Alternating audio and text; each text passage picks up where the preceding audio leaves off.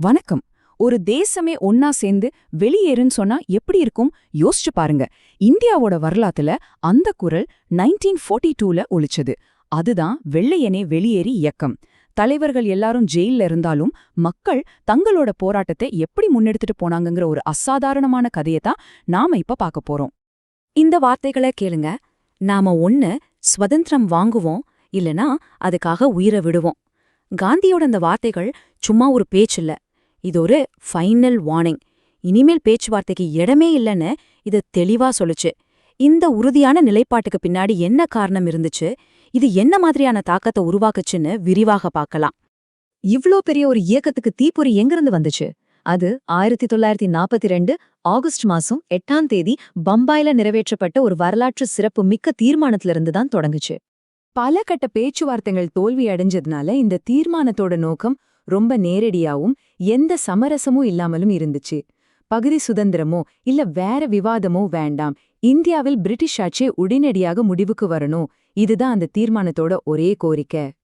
அந்த தீர்மானத்தோட சேர்ந்து காந்தி இந்திய மக்களுக்கு ரொம்ப சக்தி வாய்ந்த, அதுக்கு முன்னாடி யாருமே சொல்லாத ஒரு அறைகூவலை விடுத்தார்.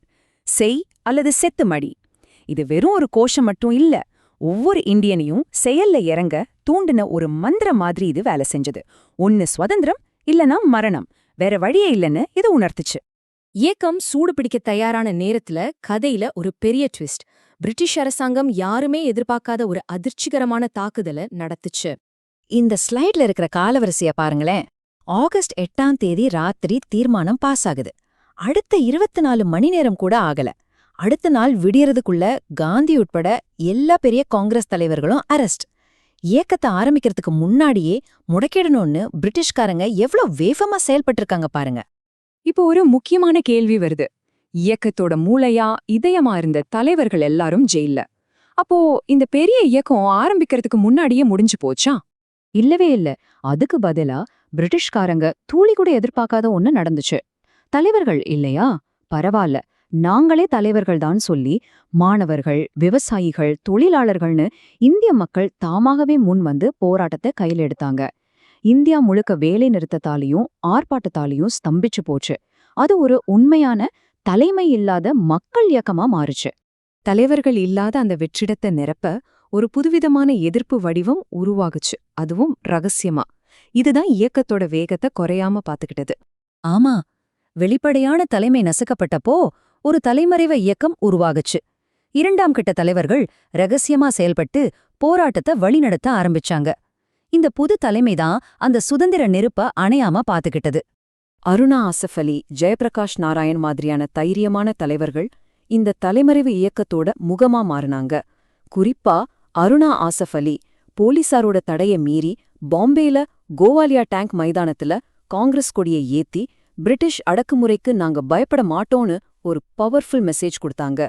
இவங்கள மாதிரி ஆளுங்க தான் மறைவா இருந்து இயக்கத்தை உயிர் போட வச்சிருந்தாங்க. இந்த மாதிரி ஒரு சூழ்நிலையில மக்களுக்கு தகவல் சொல்றதும் அவங்கள ஒன்னா சேர்க்கறதும் பெரிய சவால். அப்போதான் அவங்க ஒரு ரொம்ப புத்திசாலித்தனமான வழியை கண்டுபிடிச்சாங்க. அது ஒரு ரகசிய வானொலி நிலையம்.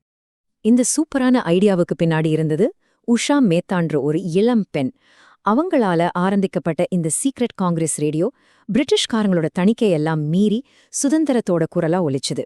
இது தடை செய்யப்பட்ட செய்திகளையும் தலைவர்களோட பேச்சையும் ரகசியமா ஒளிபரப்பி நாடு முழுக்க மக்களோட மன உறுதியை காப்பாத்துச்சு. பிரிட்டிஷ்காரங்க கண்ணுல விளக்கெண்ண ஊத்திட்டு தேடியும் அவங்க கண்காணிப்பையும் மீறி இது 1942 நவம்பர் வரைக்கும் வெற்றிகரமா செயல்பட்டுச்சு. அந்த சில மாசத்துக்கு அதுதான் அந்த தலைமறைவு இயக்கத்தோட இதய துடிப்பாவே இருந்துச்சு. சரி, நாம இதுவரைக்கும் பார்த்த இந்த இயக்கத்தோட முழு பயணத்தையும் ஒரு 3 முக்கியமான கட்டங்களா பிரிச்சு பார்க்கலாம். அப்போ இந்த மொத்த கதையும் இன்னும் தெளிவா புரியும். முதல் கட்டம் காந்தியோட அந்த செய் அல்லது செத்து மடிங்கிற சக்தி வாய்ந்த அறைகூவல், அதுதான் ஸ்டார்டிங் பாயிண்ட். 2வது கட்டம் தலைவர்களை கைது செஞ்சதால உருவான ஒரு பெரிய தலைமை வெற்றிடம். 3வது ரொம்ப முக்கியமான கட்டம், அந்த வெற்றிடத்தை மக்களும் அருணா ஆசஃப் அலி, உஷா மேத்தா மாதிரி தலைமறைவு தலைவர்களும் சேர்ந்து நிரப்பி போராட்டத்தை முன்னாடி கொண்டு போன அந்த எழுச்சி. கடைசியா ஒரு யோசிக்க வேண்டிய கேள்வியோட இந்த பகுதியை முடிக்கலாம். ஒரு இயக்கம் அதோட தலைவர்களை விட பெருசா இருக்க முடியுமா? வெள்ளையனே வெளியேறு இயக்கம் முடியும்னு சொல்றதுக்கு ஒரு பக்கா உதாரணம். தலைவர்கள் இல்லன்னதும் மக்களே தலைவர்களா ஆனாங்க. ஒரு தலைமைய விட ஒரு லட்சியத்தோட கூட்டு சக்தி எவ்வளவு பெரியதுன்னே இது நிரூபிச்சது. இந்த மாதிரி ஒரு மக்கள் சக்தியே இன்னைக்கு நம்மால பார்க்க முடியுதா? நீங்க என்ன நினைக்கிறீங்க?